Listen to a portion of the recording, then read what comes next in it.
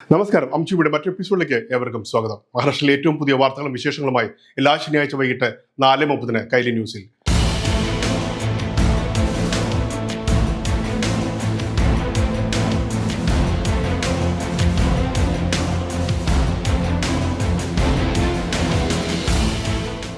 പ്രധാന വാർത്തകൾ.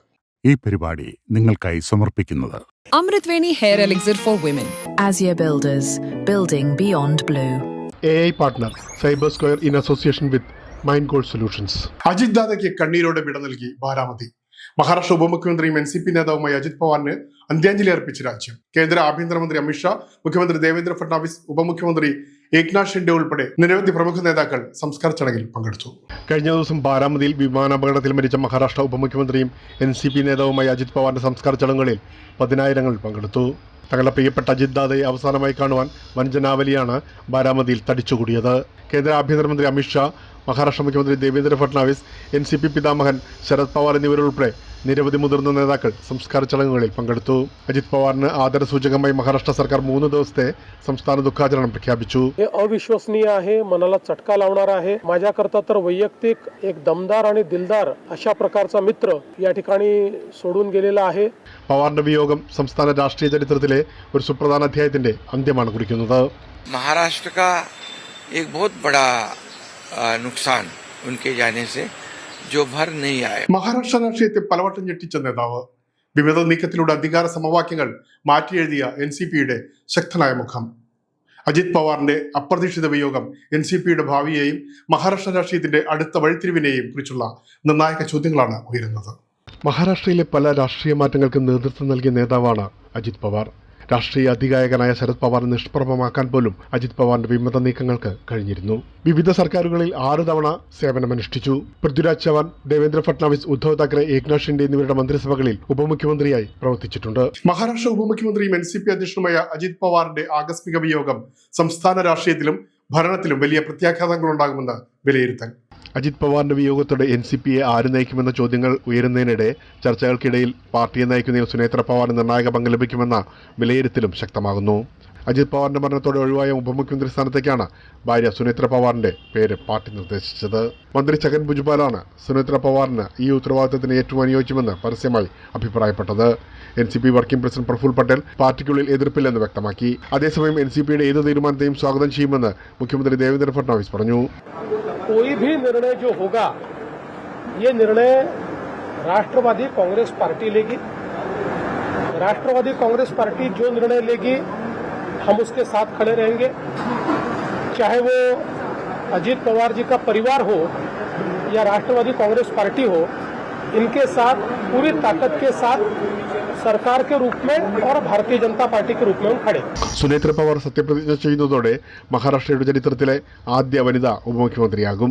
മഹാരാഷ്ട്രയിലെ ആദ്യ വനിതാ ഉപമുഖ്യമന്ത്രിയായി സുനേത്ര പവാർ സത്യപ്രതിജ്ഞ ചെയ്തു. मी सुनेत्रा अजित पवार गांभीर्यपूर्वक प्रतिज्ञा करते की कायद्याद्वारे स्थापित झाले आहे अशा भारताच्या संविधानाबद्दल मी खरी श्रद्धा व निष्ठा बाळगीन. സത്യപ്രതിജ്ഞയ്ക്ക് മുന്നോടിയായി വിധാൻ ഭവനിൽ ചേർന്ന NCP നിയമസഭാ കക്ഷി യോഗത്തിൽ നേതാക്കൾ ഏകകണ്ഠമായി സുനേത്ര പവാറിനെ കക്ഷി നേതാവായി തിരഞ്ഞെടുത്തു. അകാലത്തിൽ വിട പറഞ്ഞ അജിത് പവാർ കൈകാര്യം ചെയ്തിരുന്ന ധനകാര്യ ആസൂത്രണ വകുപ്പുകൾ ഒഴികെയുള്ള മറ്റെല്ലാ വകുപ്പുകളും സുനേത്ര പവാറിന് കൈമാറും. സത്യപ്രതിജ്ഞാ ചടങ്ങ് വളരെ ലളിതമായ രീതിയിലായിരുന്നു. ഭരണപരമായ നടപടിക്രമങ്ങളിൽ മാത്രം ഒതുങ്ങിയ ചടങ്ങിൽ വിപുലമായ അലങ്കാരങ്ങളോ പ്രത്യേക ആഘോഷങ്ങളോ ഒഴിവാക്കിയിരുന്നു. മുഖ്യമന്ത്രി ദേവേന്ദ്ര ഫഡ്നാവിസ്, ഉപമുഖ്യമന്ത്രി ഏക്നാഥ് ഷിൻഡെ, ക്യാബിനറ്റ് മന്ത്രിമാർ, chief secretary, police director general എന്നിവർക്കൊപ്പം തെരഞ്ഞെടുത്ത ഏതാനും കുടുംബാംഗങ്ങൾ മാത്രമാണ് ചടങ്ങിൽ പങ്കെടുത്തത്.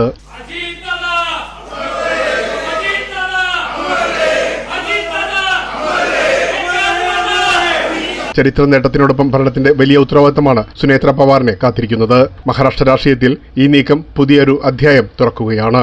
വിമാനാപകടത്തിൽ അജിത് പവാറിനോടൊപ്പം 5 ജീവനുകൾ നഷ്ടമായ ദുരന്തത്തിനോടൊപ്പം ഒരു അച്ഛന്റെ ഹൃദയം തകർത്ത ഫോൺ വിളിയുടെ കഥയും പുറത്തുവരുന്നു. മകൾ അവസാനമായി തന്നോട് സംസാരിച്ചത് വിടപറച്ചിലായി മാറിയതിൽ വിധിയെ പഴിക്കുകയാണ് വിമാന ജീവനക്കാരിയായ പിങ്കി മാലിയുടെ പിതാവ് ശിവകുമാർ. മഹാരാഷ്ട്രയിൽ പൂനെ ജില്ലയിലെ ബാരാമതി വിമാനത്താവളത്തിന് സമീപം ഡൽഹി ആസ്ഥാനമായ VSR വെഞ്ചേഴ്സിന്റെ ലിയർജെറ്റ് 45 വിമാനം ലാൻഡിങ്ങിനിടെ നിയന്ത്രണം നഷ്ടപ്പെട്ട് തകർന്നു വീഴുമ്പോൾ തകർന്നടിഞ്ഞത് ഒരു പിതാവിന്റെ സ്വപ്നം കൂടിയായിരുന്നു. जेव्हा टीव्ही लावला तर फ्लाईट क्रॅश झाला करून असा समजला अजित दादाचा, तर आमचे हातपाय सुजायला लागले. മഹാരാഷ്ട്ര മുഖ്യമന്ത്രി അജിത് പവാർ ഉൾപ്പെടെ വിമാനത്തിലുണ്ടായിരുന്ന 5 പേരും അപകടത്തിൽ മരിച്ചു. മുംബൈ വർളിയിൽ താമസിക്കുന്ന ഫ്ലൈറ്റ് അറ്റൻഡന്റ് പിങ്കി മാലി പറക്കുന്നതിന് തൊട്ടു മുമ്പ് പിതാവ് ശിവകുമാർ മാലിയെ വിളിച്ചു.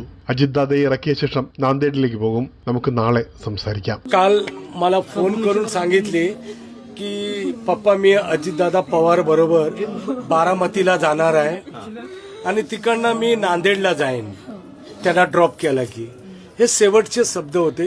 ആ നാളെ ഇനിയുണ്ടാകില്ലെന്ന യാഥാർത്ഥ്യമാണ് ഈ കുടുംബത്തിന്റെ പ്രതീക്ഷ തകർത്തത്. രാവിലെ 8:10 മുംബൈയിൽ നിന്ന് പുറപ്പെട്ട വിമാനം 8:45 റഡാറിൽ നിന്ന് അപ്രത്യക്ഷമായി. 8:50 തകർന്നു വീണതായി അധികൃതർ സ്ഥിരീകരിച്ചു.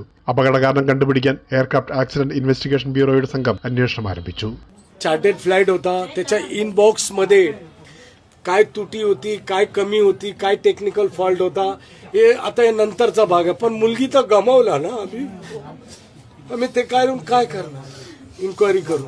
രൂപയ്ക്ക് ചരിത്രത്തിലെ ഏറ്റവും വലിയ ഇടിവ്.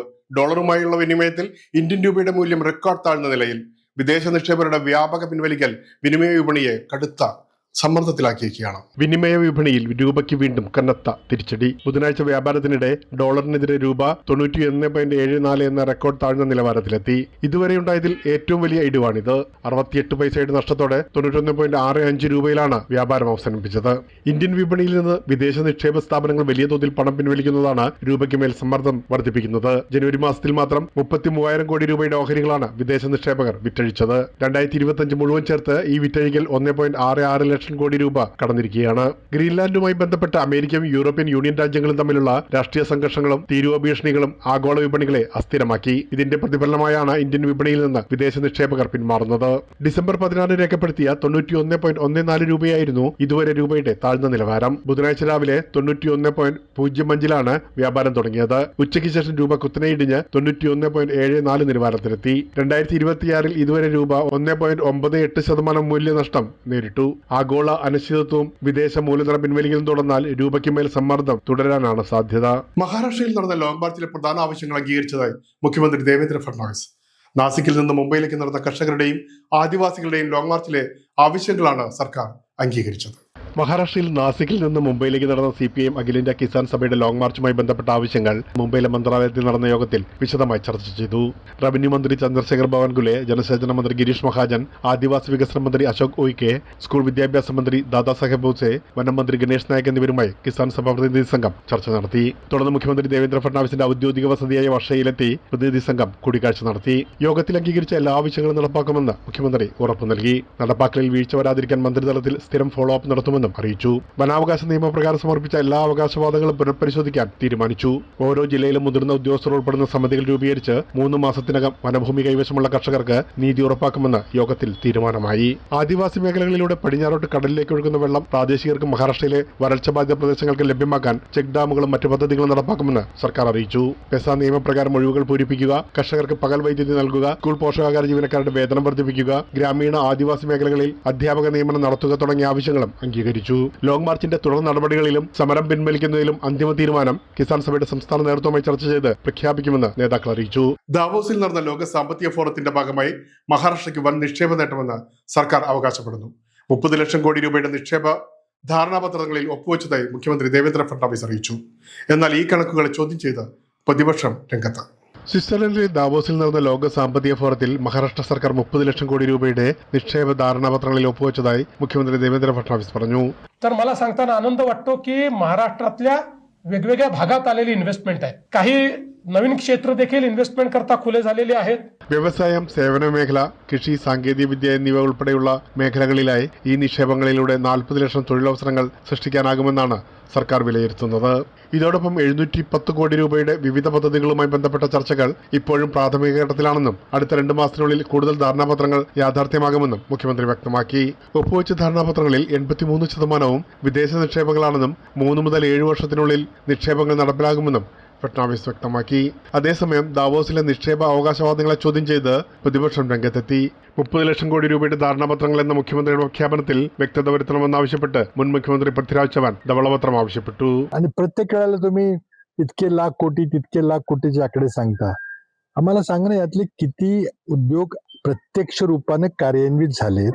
जे एक श्वेतपत्रिका काढायला नको. പബ്ലിസിറ്റിക്കായി പെരുപ്പിച്ച കണക്കുകൾ പ്രചരിപ്പിച്ച് മഹാരാഷ്ട്രയിലെ ജനങ്ങളെ തെറ്റിദ്ധരിപ്പിക്കുന്നത് ശരിയല്ലെന്നും ചവാൻ പറഞ്ഞു. എന്നാൽ പ്രതിപക്ഷാരോപണത്തെ ദേവേന്ദ്ര ഫട്നാവിസ് തള്ളി. देखिए, छोटे मन के और छोटे दिमाग के जो लोग होते हैं उनको हम इग्नोर करते हैं. तो मुझे बड़ी हंसी आती है. और कुल मिलाकर वो 70-80 हजार करोड़ के एमओयूज यहां पर कर गए और हम 30 लाख करोड़ के एमओयूज जब करते हैं तो जलन तो होना स्वाभाविक है. നിക്ഷേപ പ്രഖ്യാപനങ്ങൾ യാഥാർത്ഥ്യമാകുമോ എന്ന ചോദ്യമാണ് ഇനി രാഷ്ട്രീയ ചർച്ചകളിൽ നിർണായകമാകുന്നത്.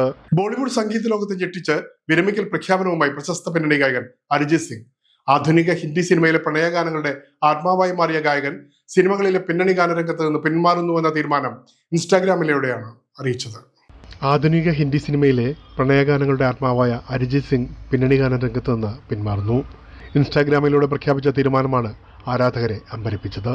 തും ഹി ഹോ, ചന്ന മേരിയ, അഗർ തും സാത്ത് ഹോ, ഒരു തലമുറയുടെ വികാരങ്ങൾക്ക് ശബ്ദമായ ഗാനങ്ങളിലൂടെ ബോളിവുഡ് പ്രണയത്തിന്റെ മുഖമായി മാറിയ ഗായകൻ.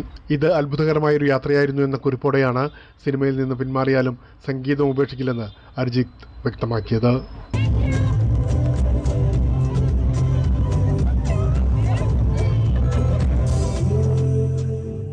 ഇനിയൊരു ഇടവേളയ്ക്ക് ശേഷം കാണാം മഹാരാഷ്ട്രയിലെ കൂടുതൽ വാർത്തകളും വിശേഷങ്ങളും.